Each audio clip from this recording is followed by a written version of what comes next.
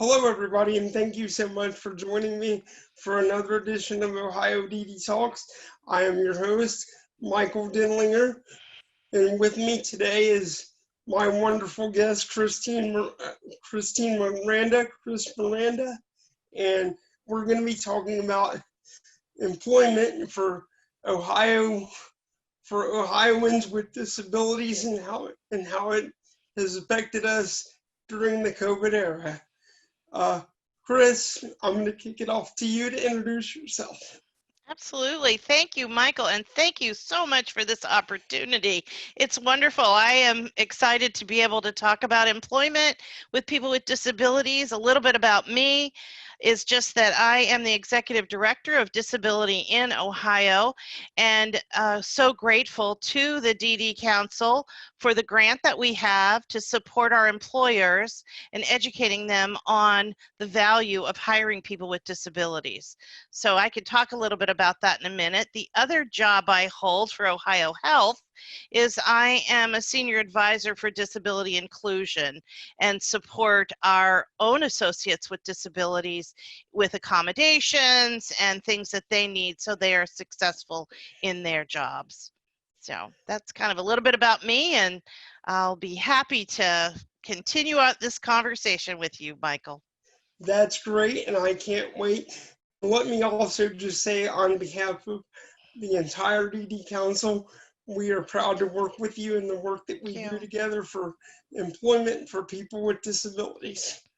Great, thank you. So why don't we start by you telling us a little bit more about what it is that you do and how you create a positive effect for employment for individuals with disabilities. Okay, great. So really, in a sense, in sort of the both hats that I wear, I do disability inclusion on all sides. So I think one of the pieces that we continue to look at from the perspective of the disability in employers is that what can we offer them and share with them on their disability inclusion journey. So we do webinars, and prior to COVID, we actually had some regional meetings.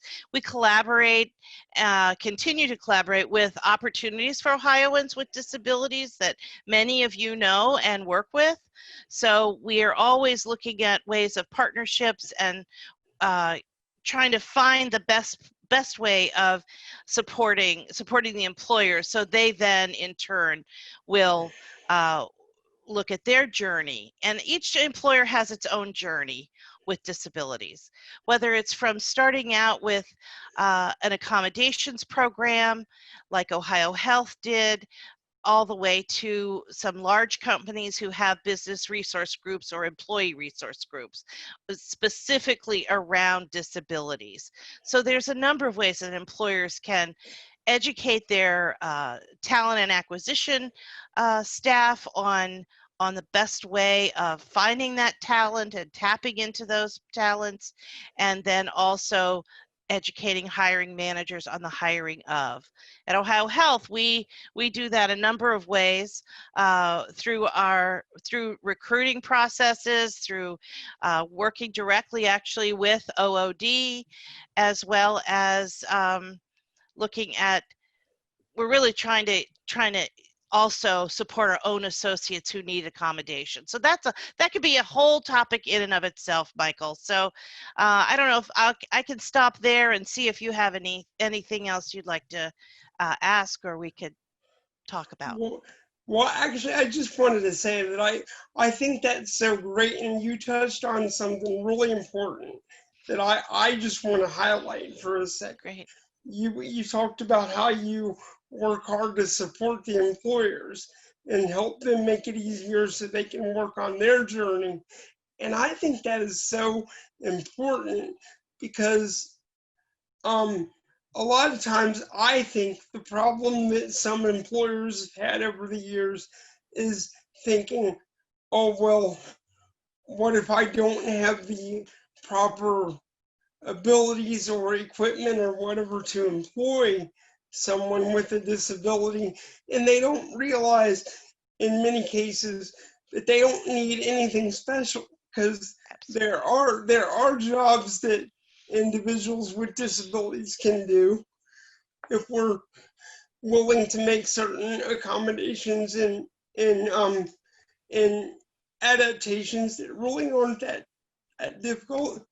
But sometimes, as we know, it's just a matter of not even realizing that we can already do that. Yeah, So it's great that you work with employers to kind of figure that out and do that, because that, I'm telling you, that's going to change the landscape, and it already is. absolutely. It's going to make it's going to continue to make it even easier for Hmm. individuals with disabilities to get, maintain, and have jobs. And really, you're right, Michael. It's about starting the conversation. It's about what is it that the person with a disability needs. It can be very simple, as you said. It can be a shift change, as easy as that, coming in later and leaving later. It can be some type of equipment. Obviously, we have there's a lot of adaptive equipment or IS, information services equipment with JAWS and people who are blind. And there's just so many things out there. And I think it's just really, I think it's it's on the employer now to really continue to move that forward. Accessibility and in that information world is so critical now. And lots of companies are diving and working in that direction. But again, you go back to the opportunity is really just creating an opportunity for someone and looking at what can they do. And there's a lot. We talk about work from home. Here we have a great example with what's going on with COVID right now. A lot of these jobs that we used to have to go sit at an office in a cubicle are no longer there anymore. We've all shifted the work to home. So now we have work from home in many companies. And so here are those opportunities for someone with a disability who maybe would make it's more difficult for them to get into a work site. So that's Well, another way. and sorry to cut in, like Oh, you jumped way ahead of me there. That was actually sorry. something that I planned on asking you about. But so we'll get to that, and just Okay. bear with me. But I wanted to just share, like, in one way that I think the employment landscape is starting to get easier. Like, I have a couple friends and colleagues that I work with on the DD Council, who one has been working for the ARC in Franklin County, and and another just recently got a job at McDonald's. Mm. And I love that um Marcy has been working in her job, working with people with disabilities. And um, I love that, because that's a person with a disability working with others who have disabilities. And Mhm. I think that's great, which is something that I can't wait to see more of. But like with my other friend and colleague, Dara, who works at McDonald's, like, um, that to me is an example of positive change. Because years ago, like when I was younger, there was going to be no person with a disability even able to do a job like that, because nobody was going to even try that, because no one even would think to see that an individual with a disability could work at a places like just a hamburger joint like McDonald's. And you know, and the point is, like we were talking about, you got to start somewhere. And that's an example of a positive change that we're seeing. And I want to see that in in other areas, even on the executive levels, and Absolutely. get get more individuals with disabilities running the show, and especially with things that concern our own lives. And I think that's going to be amazing when we start to see that, because I believe that we will. And one thing that I wanted to give you an opportunity also, and did you have anything else that you wanted to say about that real quick? No, no, it's fine. I was thinking of business resource groups when you were talking. So, wherever you'd like to take this, I'm good. Um, I wanted to actually hear you, because you had mentioned in the beginning that some of the things that you do to accommodate those with disabilities who work at Ohio Health. And I wanted to give you an opportunity to highlight that and talk Okay. more specifically about the things that you do, because I think this would be great to give other employers who maybe are trying to do it or who haven't started doing it yet. Talk Okay. about what you do. Okay. Showcase yourself and how you help those individuals so Well, you can show okay. off to the state. Well, that's very kind of you. I've worked for Ohio Health for about 17 years, and I came in as the manager of disability services. So that was a long time ago. And back then, we did not have a formalized accommodation program. So over the years, we continued to grow and create that, and it's really one of the pieces that's so important for an organization is to have what I call a centralized accommodations. And what that means is it's a one-stop shop. Someone comes in, someone says, I need this, or I'm having trouble doing my work. And really, we talk about ADA and we talk about ADA accommodations. It's all about the needs of what does a person need to be successful in their job. So that's what it's about. So if a manager hears some of that language about I'm struggling or I'm having trouble with this, that's where it needs to go to our accommodation folks to then dig in a little deeper, see what's needed. We have a whole process for that. If we have to buy equipment, we can do that. We reach out to the Job Accommodation Network, JAN. We all know who they are. They're a phenomenal organization that helps us figure out some of those more difficult things that need to happen so we can purchase it or we can figure out how to best support that person. So really having a centralized accommodation program is really critical to funneling all of the energies towards helping our associates. And the other side of that is, what if someone can no longer do their job due to a disability? That's another big piece that we take very seriously, and that we support our associates with disabilities, and we work closely with talent acquisition and looking at our job board, and can we find a place for them to support that. So accommodations they really are important to us to move that person through our process and hopefully find them meaningful work within our organization. No employer wants to lose a worker. Now, Chris, if you wouldn't mind, could you give our viewers and listeners some examples of what accommodations have you made Mhm. in your own establishment, Sure. specifically related to the employees with disabilities that you have, Mhm. that you mentioned? If you if you Sure. if you can go into that. Yeah, sure. A number of things. I mean, I think one piece right now, which is critical to what's going on, is with COVID. You have to wear a mask when you are working in our hospital. We have to have protective PPE.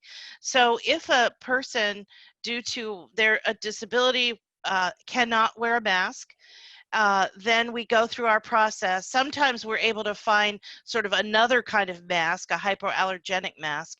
If not, we sometimes try to find them an alternate place to work during this pandemic.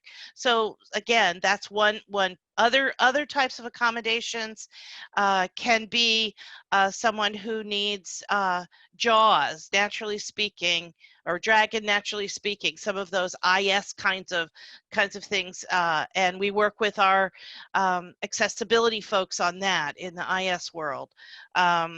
I mentioned earlier about shifts, about changing when you start and stop your day of work based on your disability. That's another very easy way of doing it. But we're always really asking the associate, what is it that they need to do to make them whole at work? We want everyone to bring their whole person to work. I love it. I love that. That is just so amazing. I would just love it if we put that whole bit right there in the video, because I love it. Because what Thanks, that Michael. says to what that says to me, what that says to me, and what I think that would say to this state and the country, if we get people across the country watching this, and I hope we do, because what that says to me is, we're not going to let your disability get in the way. We're going to make sure that even in COVID, you still have a job. And I'm very passionate about that for people with disabilities. And I just think that's wonderful. And so that is spot on, 100%. That is great. I love it. And we're about to talk about the elephant in the room, which, as we know, is COVID. But real quickly, I would be remiss, and I'm sure council wouldn't like it if I didn't talk about the issues and the barriers around transportation when it comes to employment. And can you tell me a little bit about that, and any issues that you have experienced, and what, if anything, you guys have been able to do to combat that issue? I wish I could say we had the magic bullet. None of us do. I think that we're always trying to figure out different ways. I remember years ago we even would purchase bus passes for some of our folks who needed to get to work. I know that is something that I have brought up, and I know Ohio Health has looked at transportation. We look at it for for people with disabilities, people without disabilities. Getting to work is an essential piece. So I think I wish I had a better answer for you. I don't. I just know that I know I was part of a conversation, a larger group coming together of how do we navigate that for all our associates. So, again, do we offer things such as different times if someone's being transported by a CODA, a bus or something like that? So there's those kinds of things. So again, transportation, whoever can figure that one out, Michael, is ace in my book, because it is something I think all of us collectively, every agency, everybody, every employer needs to come together and say, how do we do this? How can we do this better? Because it needs to be done better. Well, and I think that's very well said. And what you said was great. I know you said that you wish that you could give more information and had better things to say, but what you said was worth $1 million, and I'll tell you why. Because it keeps the word out there, that it lets people know that there's more work to be done, and it sheds light on the issue. And the more that we continue to shed light on that issue, the better. Absolutely. I totally agree. And so what you said was worth more than you realize, and that's important. Thanks. And at council, of course, we are making great strides, and we're doing great work. We're also working on the transportation issue, and we've got grants to that effect. Great. Like Athens on Demand is one of our things, and we're doing good stuff with that. Wonderful. And we hope to start spreading things like that everywhere. And so everybody's working on it. We're with you. We know that it's a big issue, but what you said is perfect. It's absolutely perfect because we need to continue to shed light on the transportation issue, Absolutely. and not just for work in medical, but people with disabilities want to have recreation too. We want to, Absolutely. we want to, and we know that's a little bit of a problem now with COVID, but we want to be able to get out when all this is over and live our lives We too. do. We do. We do. And now finally, Mhm. last but certainly not least, we want to address the elephant in the room, COVID. Now, we all know that we've learned a lot about ourselves as a whole, as a country, as a community. Everywhere seems like we're learning new things every day these days. Um, and let's talk about how the face of employment has changed in the face of COVID. You talked a little bit. We've already touched on some of these issues. How you said you guys have been moving people to at home or to different workspaces to keep them safe. And let's talk about how do you guys feel about that as an organization, and where do you think the future of employment as it relates to individuals with disabilities is headed in the future? Well, that's a tall order. I'll do my best. I think that we did talk a little bit about COVID and about we're in a healthcare system, so we know there are a lot of precautions there. We take everything obviously very seriously, and we support our patients that are coming into the hospital. We have testing. We have all the things that are needed. So if any, and we did talk a little bit about those folks that could work from home maybe are working from home, so we have that going on. But those that are essential workers, obviously they need to have the we provide the equipment for them, the PPE, etc. So as far as so that's kind of where we are. I mean, can more be done? Certainly. We talked a little bit about the mask piece, being able to handle, or if someone is high risk. That's the other piece, that if a person has a disability, it's a high risk and they can't work within our system because of that, because of being around someone who might have COVID or in our hospital. So again, we, through our accommodations program, we work with those associates to find them something different, something else outside of their outside of where they are working, where they would have to be in a situation like that. So that's one of the pieces. As far as where disability, I mean, this is the 75th anniversary of National Disability Employment Awareness Month. It's the 30th anniversary in July of the ADA. And where are we going? We could all do a better job. Employers could do a better job, and we're working towards that. Disability In, the national organization, works tirelessly on working with employers on all of the different aspects of employment and hiring people with disabilities. So I would encourage any employer interested to learn more about Ohio or about the national company. We are di-oh.org, and we have something coming up really actually this week on Wednesday with Patrick and Rebecca Coakley on policy and employment practices. So again, we're all looking at that, but how do employers get there? Again, we talked about the journey. They need the many avenues and ways of getting there. You can start, if you're a medium-sized employer, it can be very simple. It can be a connection with OOD, Opportunities for Ohioans with Disabilities, to find some qualified candidates for the jobs that they have. It can be have a larger company to have a business resource group.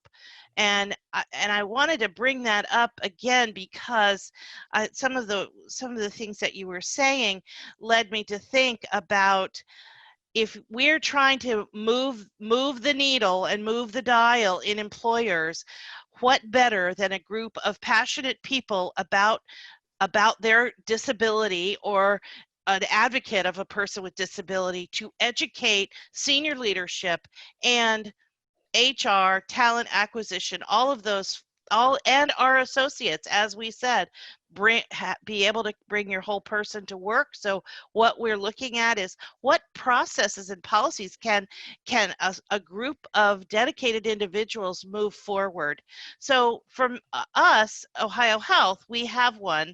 We have a business resource group, and we're doing a lunch and learn coming up in November. And so we're going to kind of say who we are, what we're doing, what we're looking at doing. We're looking at how do we get, how do, just an acknowledgement and an education of that we have this accommodation program. You'd be surprised how many people don't know about it.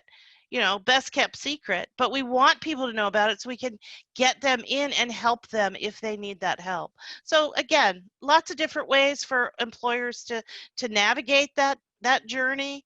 But I think that the main thing that I would also, last piece I want to say is I looked up some statistics. So if you're looking about, in this, Cornell does this couple years, so this is from 18, but it really is 37.8% of people with disabilities are employed versus 80% without a disability. We need to do better. We all need to do better.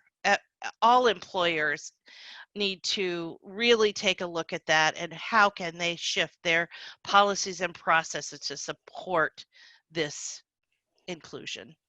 Thank you. Thank you, Chris. I think that was very well said, and I will say in closing that I think it's great. I think remote working has been a godsend for a lot of people, for everyone, but especially people with disabilities, and in some respects it solves the transportation barrier. It does. Yeah. But the one thing that I wanted to say, that I think it's important, I think it's great, and for people who want to do it, one positive thing about COVID is it's opened us up to being able to do more things remotely if we need to. Absolutely. And for some individuals, I think that's amazing, because it will make their lives easier, and if it works for them, great. But one thing that I just want to say in closing, we just want to continue to make sure, and I know that we're all working hard on this, we want to make sure that when COVID's over, we get back out into the community. We don't want to end up regressing and having people with disabilities just sit at home too. So for those where it works, we should continue to keep the possibility of remote stuff open. And if that's what they want to do, great. But I just want to make sure that we keep the option to come back to work open when that time comes. Absolutely. And thank you so much, Chris, for joining me today. I enjoyed talking with you. Your information has been just invaluable and great. And it was so awesome having the opportunity to speak with you. Thanks, Michael. Appreciate that. And ladies and gentlemen out there, remember, we always want to hear from you. If you have an issue that you want to talk about, or a topic that you would like to discuss with me on the show, please reach out. And remember, everyone, we're all people, regardless of your disability, or if you have one or not, the color of your skin, your sexual orientation, wherever you're from. We're all people. We have to share this great planet and everything on it. So let's all try to look out for each other each and every day. Thank you, everyone, for joining me for this edition of Ohio DD Talks, and I can't wait to see you for another one. Have a great day.